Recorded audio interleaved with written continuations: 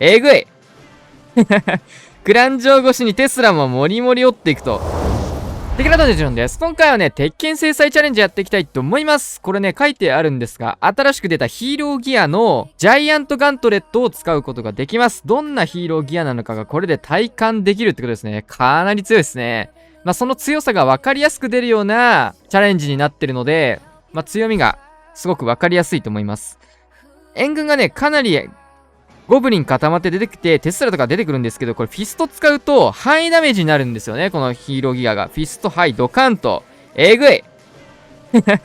クラン城越しにテスラもモリモリ折っていくと。まあ、ほぼ全部、まあ、ハイダメージなので、テスラだったり、このシングルインフェルノだったりがもうモリモリ折れると、最強に強いですね。えぐくないハイダメージになっただけでキングこんな強いんだね。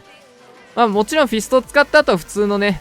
能力を使い終わったキングになってしまうので、普段のキングと変わらないんですけど、能力使ってる間のキングの破壊力えぐいでしょ、これ。ということでね、まあ16まだカンストしてない人がほとんどだと思いますので、まあカンストしたね、このアーチャータワーだったりとか、マルチアーチャータワーだったりとか、まあこのルートライダーを使えるとかね、そういったことをね、加味しながら新要素楽しめるチャレンジになってます。早速やっていきましょう。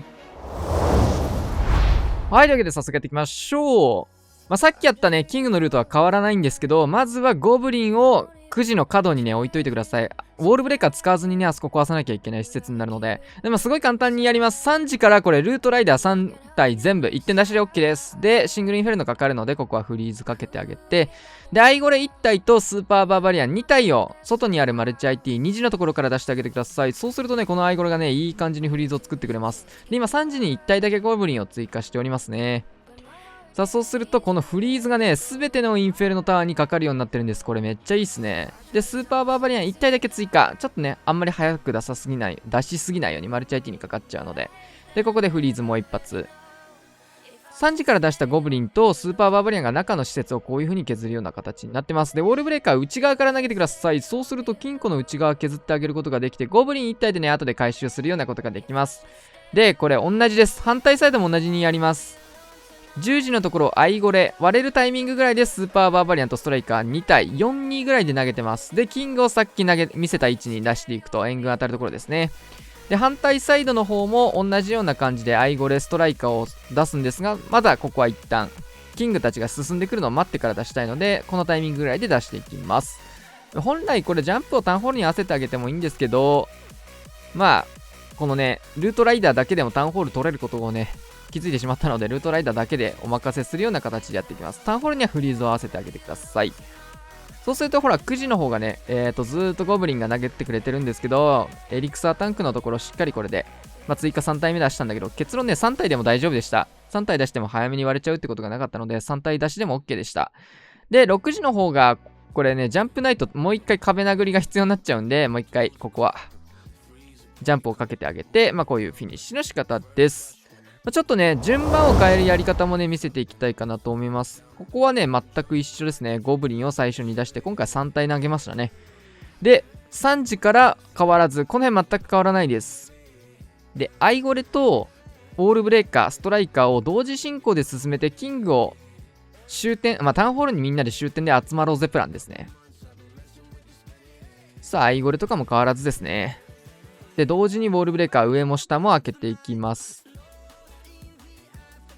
まあ、ここら辺までは全く変わらず、ちょっと時間もかかるところなのでね、まあ、かなりゆっくりできるかなというところです。ラストのウォールブレーカーも最後、同じところ12時の金庫につくようにね、内側から投げてあげる。で、このタイミングぐらいで出してあげると、シングルインフィルノのタゲを若干ウォールブレーカーでタゲ取れるんで、まあ、ほんのちょっとの差ですけど、まあ、これいうのもね、つけてあげてもいいかなというところです。で、スーパーバーバリアンを残ったところ、ヒーローギアのね、施設にターゲット取らして、両サイドアイス、ゴーレム、フリーズがつくタイミングぐらいで、一気のスーパーバーバリアン、ウォールブレーカー、バーバリアンじゃない、ストライカーを投げていくと。まあ、これね、4時側のアーチャータワーだけね、残っちゃうんですよね、どうしても。上はね、ルートライダーがいるおかげでアーチャータワー壊せるんですけど、下の方は残っちゃうっていうやり方になっちゃうんでね。で、ここえぐいっすね、ハイダメージが。キングのハイダメージがえぐいえぐい。ボカボカ折れてく。すごいっすね。テスラがゴリゴリ折れてって、で、ルートライダーがね、残ってるテスラに反応して、ウォールブレックというか穴を開けてくれてるので、まあ、キングも一緒に入ることができて、まあ結局下残っていくよねっていうやり方なんですけど、まああんま変わんないかな。どっちかっていうとやっぱ4時の方を残してる方が終盤のなんかユニットの量的にもいいかなって感じもするんで、まあ一発目のやり方をおすすめしますね。まあ6時も時間かければね、壁を殴って攻略もできるので、普通にタウンホールにキング飛ばしちゃってもいいかなと思います。はい、というわけでね、本日はこちらのチャレンジの紹介でした。マジでこれが爽快すぎてやばいよね。範囲ダメージキング強すぎ。まあ、キングに役をつけるときの昔ね、流行った理由の一つに、役が範囲ダメージでリクスケルトンを一緒に処理してくれるみたいなことも強かったじゃないですか。これバカ強ない？範囲ダメージで引っかからないキング。